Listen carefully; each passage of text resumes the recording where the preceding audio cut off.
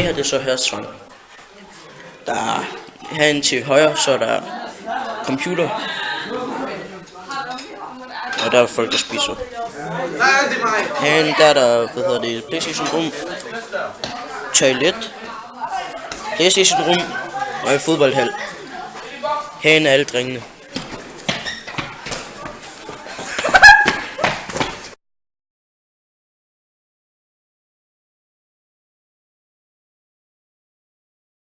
Føler I trygge ved at være hernede i Hørsholm efter alle de bander, der har været her, f.eks. Trilgårdsbanden? Ja, men man har altid den der tanke lidt inde i sig, altså kan der måske snart ske noget, som ikke skulle ske, men du ved, efterhånden er det begyndt at gå bedre, og det der med bander, det er ikke hernede så meget længere, så derfor er jeg i hvert fald ret tryg. Hvad med dig, Mark? Ja, de ældre herude er begyndt med at tage meget ansvar omkring banderne. Der er mange forskellige grupper herude i Trillegården og Hadersvang.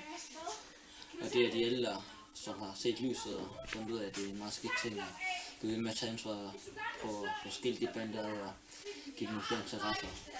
Og vi er sådan, der er lidt opdelt i grupper her nede i området. Altså. Der er nogle grupper, som ofte kan finde på nogle ting, som kriminalitet og sådan, og så er der nogle grupper, altså, så folk, der er nogle mennesker, der bare tænker, wow, han er fra det område, så altså, han er fra det område, han er en dårlig dreng, men sådan er det slet ikke. Det er i hvert fald sådan, at der er opdelt, at nogle drenge sådan har det godt, og godt vil tage sig sammen i skolen, og så er der nogle andre drenge, som bare tænker, altså, alt det der, det gider vi ikke, bare sådan, ballade og sådan, i hvert fald.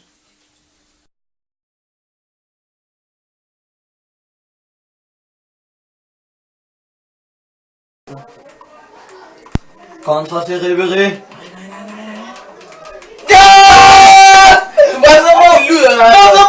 Mohamed, kom ned med hjem, der står den matchmester. Hvad så har du der, kan du gøre? Hvad kan du gøre? Jeg kvinder på dig.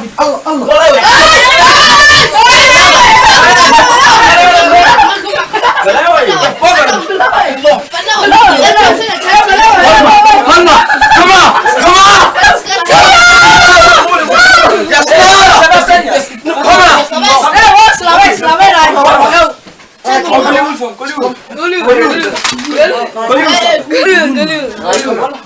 Hvad sker der? Kom, hvad sker der? Lad mig lige få min trøje på. Ja, tag din trøje på, og så slap af. Roligt. Nej, Tag det med ro. jeg kan ikke komme over, jeg fucking skråmmer ham i FIFA, mand. Sådan er det nogle gange. Fucking Tag det synd. med ro. Hvis du bliver herinde, så går jeg lige ud og snakker med ham. Snak med ham, Og så kan jeg snakke med dig bagefter. Han er på røven, mand. Snakker med ham bagefter, okay? Sæt dig ned og spil videre. Hvem siger, den er på røven, hva'?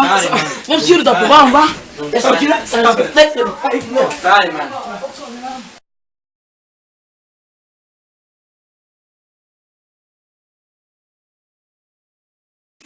Hvad skete der i FIFA-rum?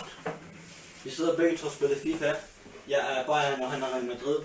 Jeg får et hurtigt kontraangreb, fordi jeg mister bolden nede i forsvar. Og så scorer jeg så. Ja. Så vælger han at blive sur, fordi jeg overreagerer over mit mål. Okay. Og så har han brændt på mig.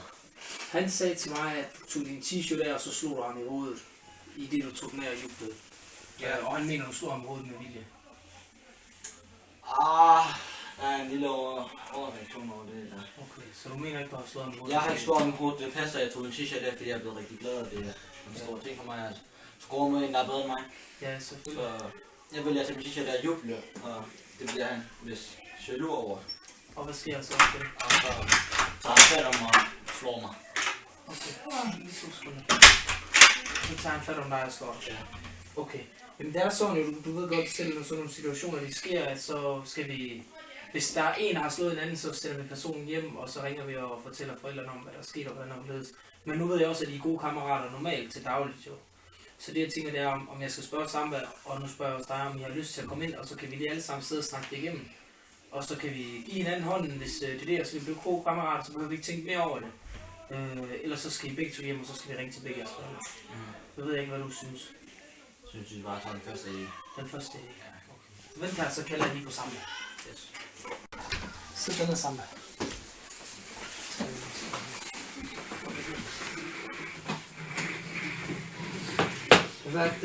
Jeg har snakket med Mohamed, og Han mente ikke, at han stod der bevidst i hovedet, i det han tog trøjen af. Det kan være lidt i det bevidste vej, han gør det. Ja, og det ved vi også godt, det har vi snakket om.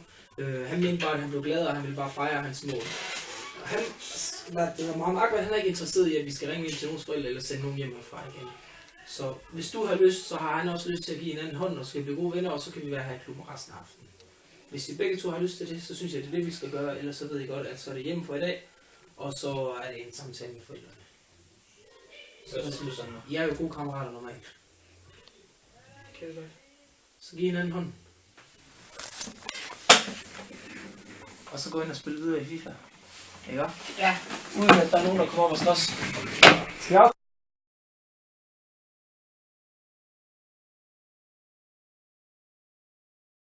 Hvordan føler du, det har været herude i Hadersvang i de seneste år? Føler du, du har været med til at lave en udvikling? I forhold til ungdomskriminalitet? Ja. Ja, jeg synes klart, der har været en positiv udvikling i forhold til kriminaliteten i området. Da jeg startede herude for 6 år siden, der var der rigtig meget ballade, og der var også en bande, som du ved, der hedder Trelleborgsbanden. Dermed ikke sagt, at der ikke stadigvæk er kriminalitet i området, det er der selvfølgelig. Men jeg tror da på, og jeg håber da også på, at vi er med til at skabe en god udvikling. Det de unge kan få lov til at komme ned i klubben og være, i stedet for at hænge ude på gaden, hvor der er kriminalitet. Det tror jeg da klart har en positiv indvirkning på statistikken og også på de unges liv. Ja, så er der jo masser af projekter med de unge, også i samarbejde med Kulturhuset, som også har spillet en stor rolle i forhold til den udvikling, området har været inde i. Og der er kommet et nyt unge-til-unge-projekt, hvor vi også har en ansat her i klubben, og det har også en stor betydning for ungdomskriminaliteten. Så jeg tror på, at klubben kan gøre en forskel for de unge mennesker, der bor i det her område.